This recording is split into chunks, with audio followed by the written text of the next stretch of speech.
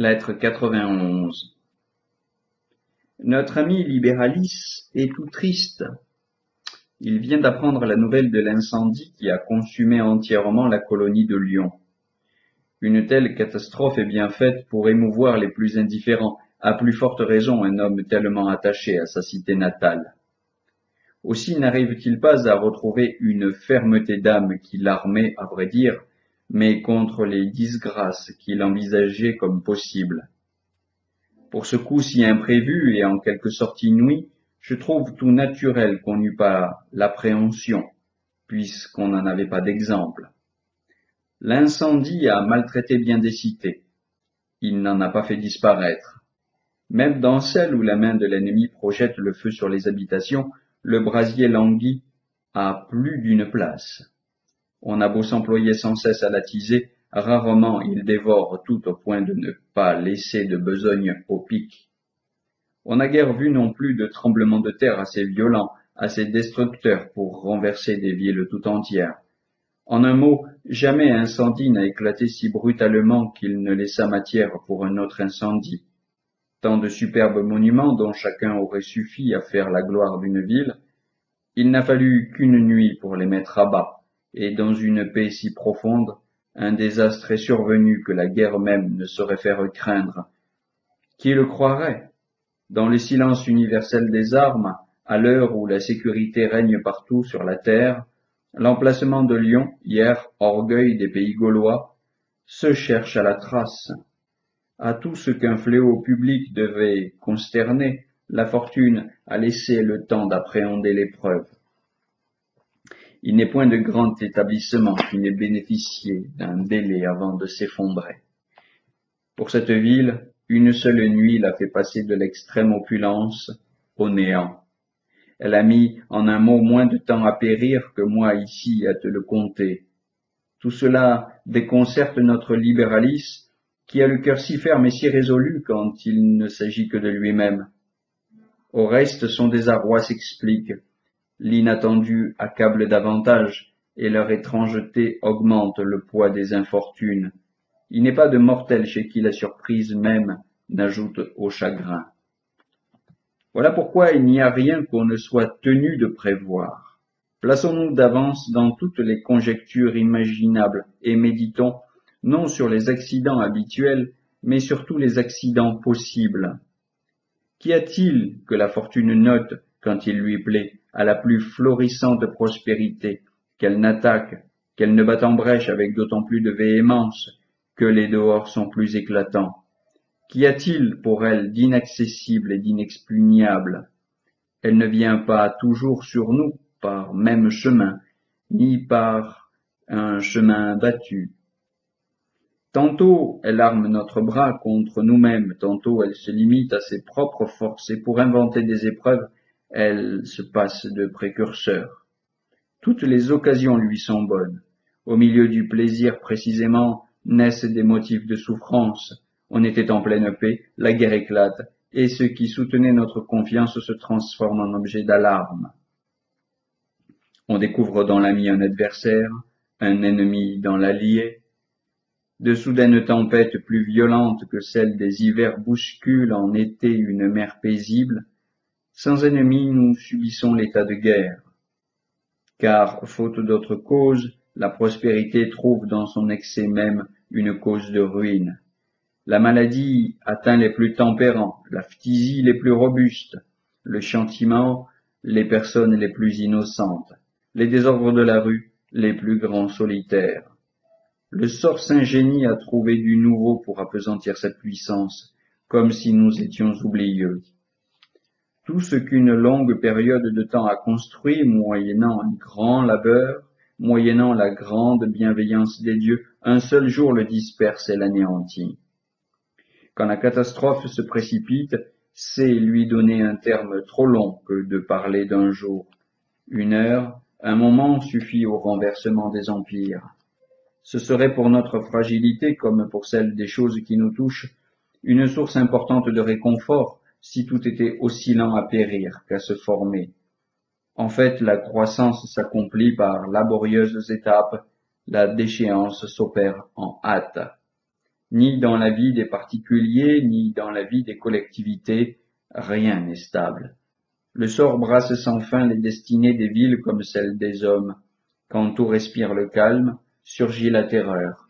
Et parce qu'aucune fermentation n'en décèle les causes, le cataclysme éclate là où on s'y attendait le moins. Des royaumes que les guerres civiles, que les guerres étrangères avaient laissés debout, s'écroulent sans qu'aucune main les ait poussés. Est-il beaucoup d'États qui aient surmonté en fin de compte les périls de la prospérité? Il faut se représenter tout et fortifier son âme contre les épreuves qui peuvent l'atteindre. Exil, souffrance de la maladie, guerre, naufrage, médite sur tout cela. La malchance peut ôter à ta patrie comme elle peut ôter ta patrie. Elle peut te reléguer au désert, ces lieux mêmes où s'étouffe la foule peuvent se changer en un désert. Mettons-nous devant les yeux le tableau complet de l'humaine condition. Représentons-nous non les accidents de la réalité courante, mais toutes les diverses formes sous lesquelles peut se présenter l'accident. Si nous voulons éviter les surprises et ne pas risquer de perdre le sang-froid à regarder comme extraordinaire un fait simplement peu commun. Pensons à la fortune en l'envisageant dans la totalité de ses effets. Que de fois on a vu en Asie, en Grèce, un tremblement du sol jeter bas des cités. Combien de villes de la Syrie, de la Macédoine ont été englouties. Que de fois Chypre a été dévastée par le même fléau. Que de fois Paphos a croulé sur elle-même. Bien souvent nous avons reçu la nouvelle de villes entières disparues et nous, chez qui toutes ces communications viennent aboutir, qu'est-ce que nous représentons dans l'univers? Tenons donc ferme contre le hasard et quoi qu'il advienne, sachant que le mal n'est pas si grand que le bruit qu'en fait l'opinion. Les flammes ont consumé une cité opulente, ornement de province où elle était sertie sans en faire partie, encore qu'elle n'eût pour assiette qu'une seule colline de médiocre pourtour. Toutes les cités dont on vante aujourd'hui la splendeur et la gloire, le temps en effacera jusqu'aux vestiges. Ne voit-on pas que d'illustres cités de Grèce sont aujourd'hui anéanties jusqu'à leur fondation, si bien que rien ne subsiste qui marque au moins qu'elles ont existé? Non seulement les œuvres de nos mains tombent en ruine, non seulement un peu de durée bouleverse ce que l'art et l'industrie humaine ont établi, les sommets des monts s'effritent, des régions entières ont glissé vers des vallées, il y a des lieux recouverts du flot qui ne voyaient pas la mer à l'horizon.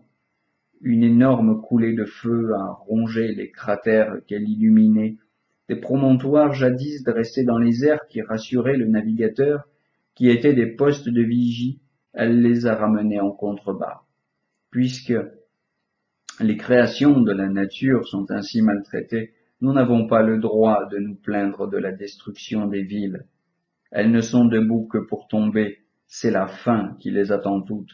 Soit que la force des vents, soufflant en lieu clos par impétueuses saccades, fasse éclater la masse qui les tient captifs, soit qu'une formidable poussée d'eau souterraine en tourbillon vienne à briser tout obstacle.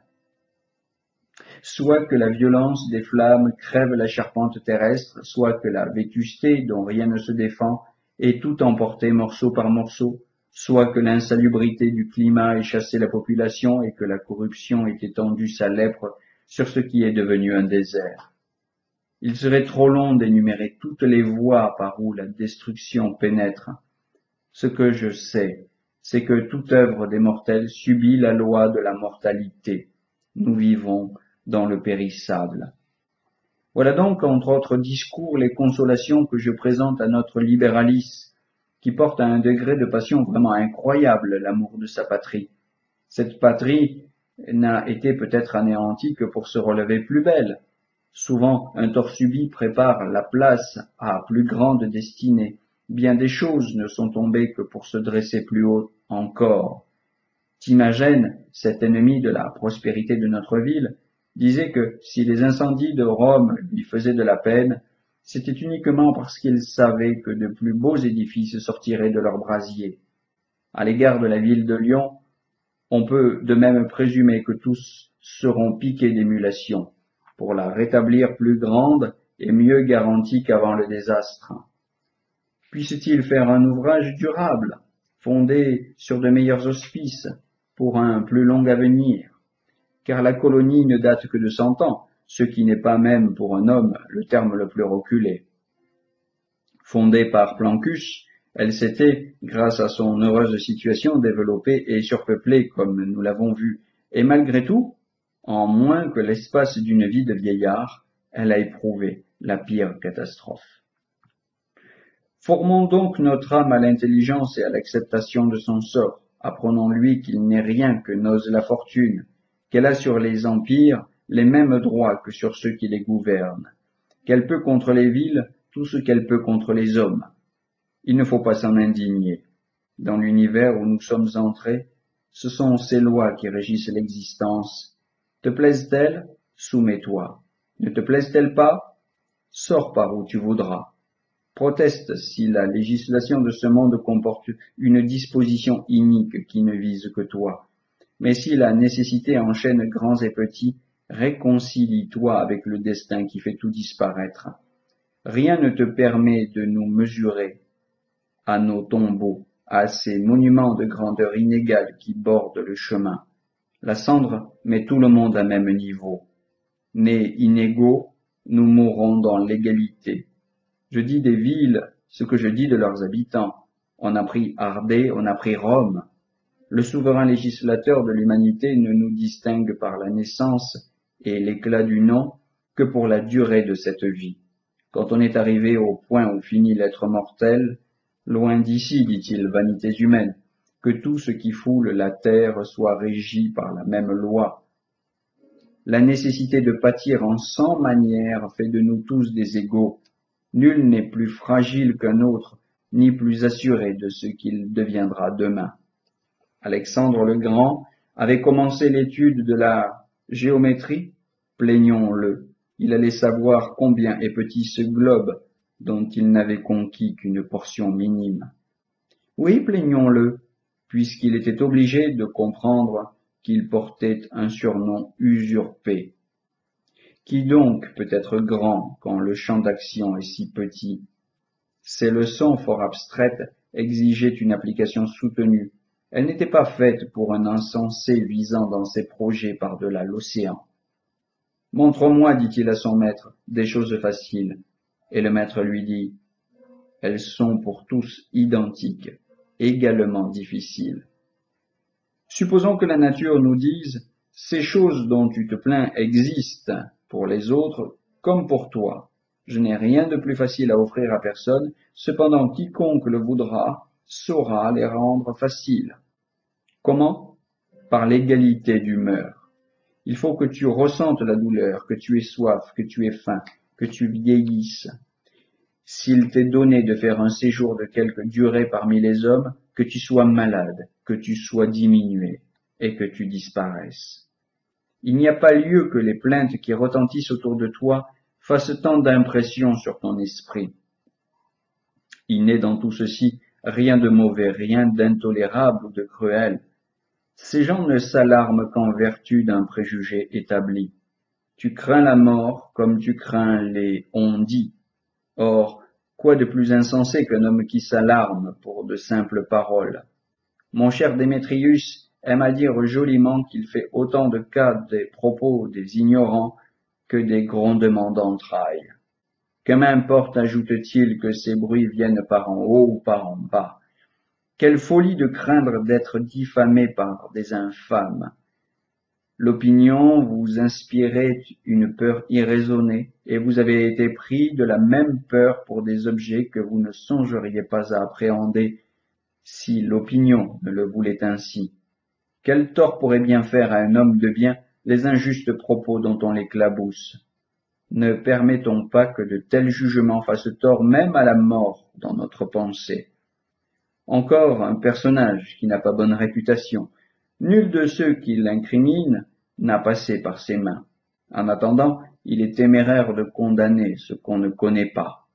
Du moins, tu sais à combien de gens elle rend service, combien se délivrent grâce à elle de tortures physiques, de l'indigence, des dénonciations, des supplices et de l'ennui. Nous ne sommes au pouvoir de personne, du moment que la mort est en notre pouvoir.